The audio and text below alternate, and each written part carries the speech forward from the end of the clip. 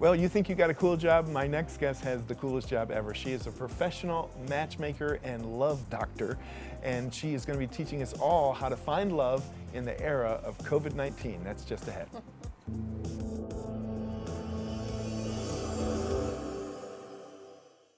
Many are predicting that the worst is yet to come, which is unfortunate, said one person here. Until now, they've enjoyed the reputation of being the nation's icebox. Watched a burglar in his home this morning by webcam. As a journalist of over 25 years, stories are what make my world turn. Reporting live from the Dallas newsroom tonight, Jeff Crilley, Fox 4 News. But in 2008, I took the jump from my familiar life and started a PR firm from my home. We're talking about anyone with a camcorder like the one I'm using becomes a television network. We started slowly growing the company, and we now have over 100 clients, and we've branched into the world of live digital broadcasting. I now own 8 different TV studios and have a huge team, and the stories that I now get to share are sometimes the most important of my life. Life has a funny way of coming around full circle. This is the Jeff Crilley Show. Okay, so you're at a cocktail party and you're meeting people, and you've got doctors and lawyers. Sometimes you meet a politician. She beats them all. Jennifer Styers is a love doctor. She's a matchmaker. How many people get to say that? Jennifer Styers, welcome to the show. She is a professional matchmaker, love doctor, CEO, and founder of Love Jenn. Thank you for coming on the show. Well, thanks for having me. I've known you forever. I know. That's, at least a decade. So I have to ask you, one, when you're introducing yourself to somebody for the first time and you say, I'm a matchmaker, what is the reaction? Everybody always thinks what a fun job. Everybody always thinks it's so fun, and it is so much work. I mean, the demands on somebody's love life, their perfect partner, it doesn't get any more pressure than that. It's a very high pressure job. Absolutely. It really is. Well, and I remember when Match.com came along and half a dozen other dating sites, a lot of people said, well, professional matchmakers, that now their job is over, just like Travelocity in the airline industry. But that's not true. You guys are thriving.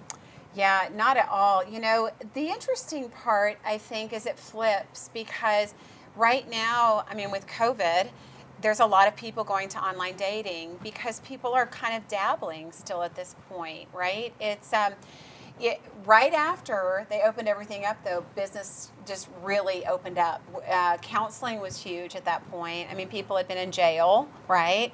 And the people that were single, that were in jail, that were in lockdown, a lot of things came to the surface for those people. So counseling was huge after COVID, and people were forced to look at their stuff, which is what they don't do, Jeff. I think what was happening before pre-COVID, before quarantine, is that people were just out, dating everybody. They were out, they just ran from their problems. They didn't take the time to heal. They didn't take the time to self-reflect and look. They just kept going. And so quarantine hit, and then people had to slow down. Then all of a sudden they're like, oh my gosh, I'm messed up, or I need to work on this. And people that are married and in relationships, it was the same thing. Some of them had never been together that long, or hadn't been together that long in a room or a home in a very long time, where they were forced to look at their relationship and how they got along. Some people traveled with their jobs, and then all of a sudden they're home and they don't know how to deal with each other because they hadn't dealt with each other in forever. So there were just things popping up everywhere right after. And now we're kind of in an in-between in dating and relationships, because people are out of that. So they're starting to come out and say, I'm ready, I want to date again, I want to find somebody again. But then they're fearful of what the future brings with winter and the flu and everything else. So everybody's really I feel like people are in a little bit of holding pattern.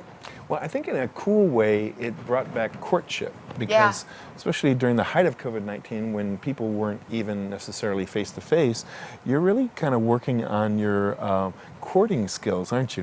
Well, they had to, because all they could do was either talk on the phone, text message, or FaceTime each other. They couldn't get together.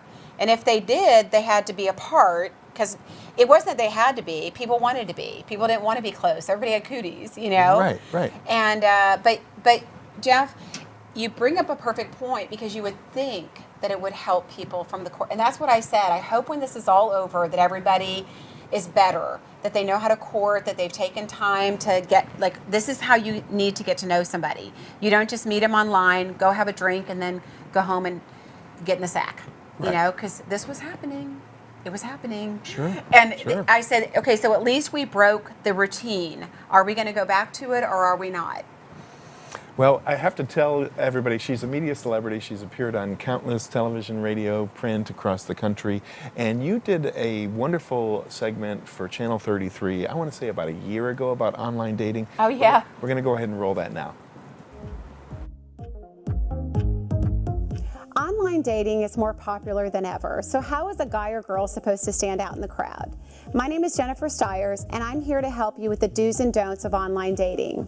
So let's talk first about your username. Use something that accurately reflects who we are, or some interest that we have. What we don't want to do is we don't want to use something that is overly sexy or that is going to get us negative attention from a date, a potential partner. So what about your user profile?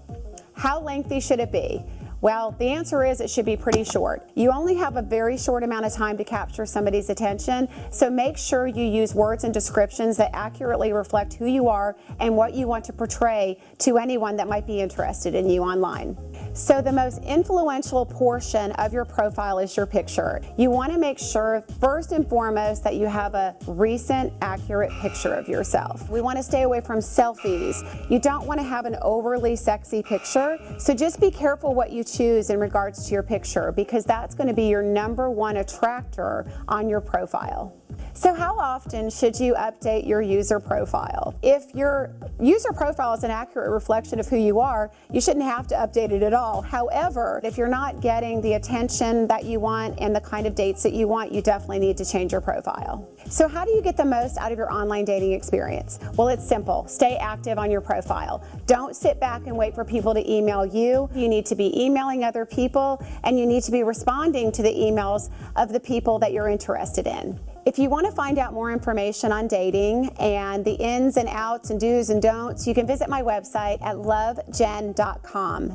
So remember, it's all about you, it's all about love, and it's all about you finding love. Wow, I love your style. You're just very frank and very honest and very refreshing. I'm sure that's probably how you coach as well. I do.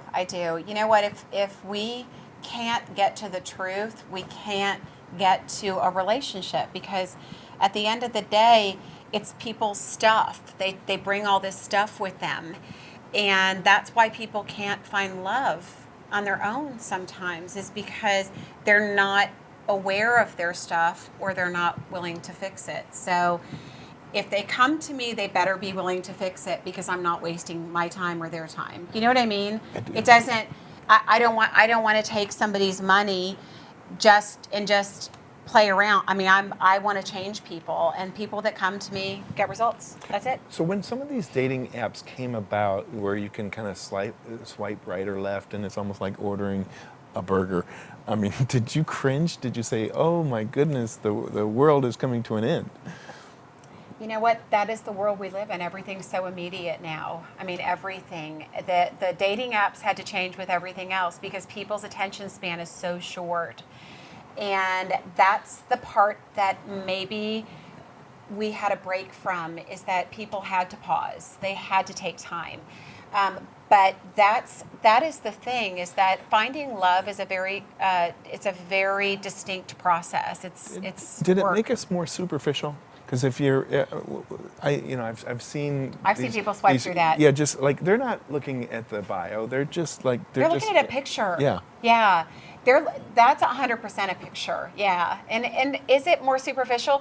Yes. We live in a very superficial society. There's no doubt about it. I mean, you can't take that part out of it, but my job is to educate people, because there's more to it. It isn't just about looks.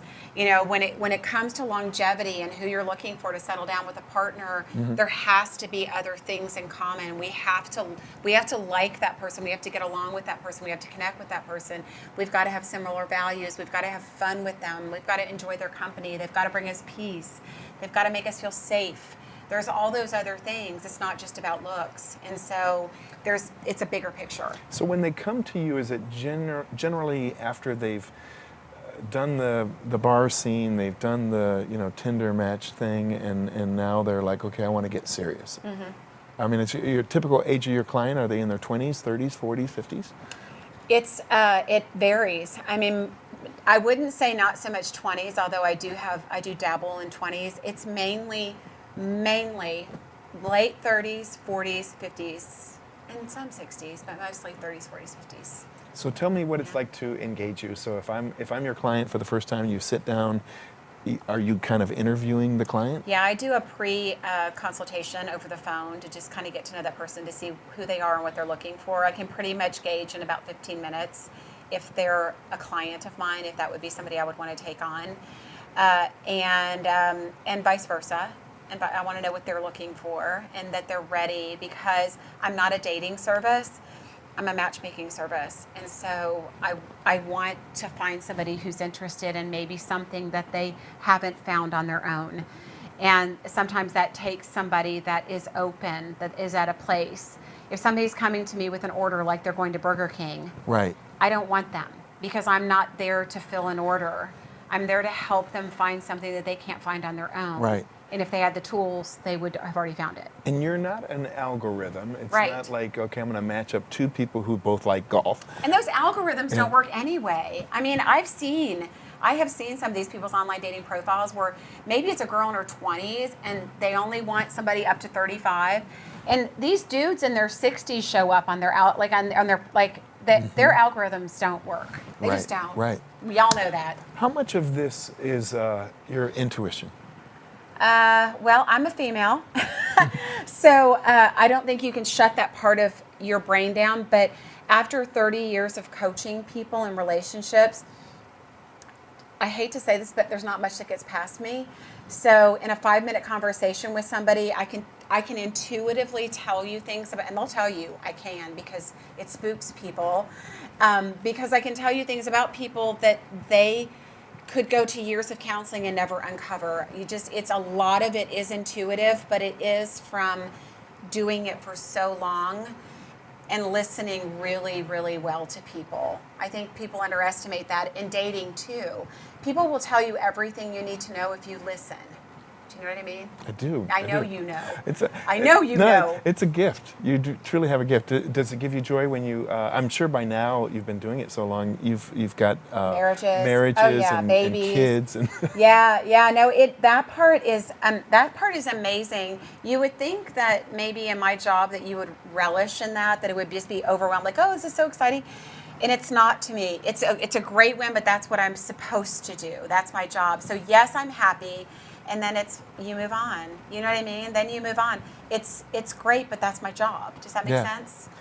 I envy you, because I think humans are complicated. And then you add in, maybe they go to a restaurant and the service is bad. I mean, there's so many variables that you can't. We try to control some of those, though. Okay. Through matchmaking, I do pick certain restaurants. I do.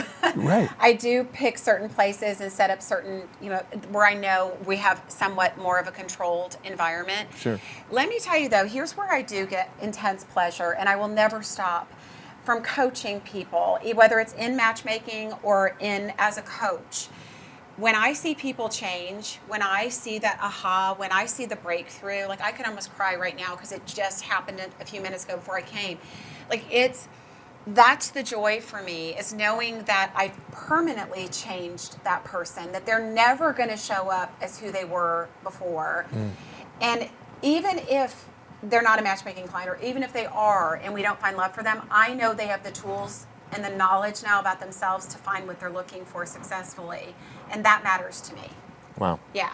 That's a great. That lights me up. Thank you. Well, it's a wonderful way to end the show. You've been a great guest. We're going to put your website up so people can get in touch. lovejen.com is the website. Jennifer Styers, thank you so much for inspiring us. You're wonderful. Thank you, Jeff. You bet. You started me, so thank you for having me. You're very kind. That's it for now. We'll see you next time.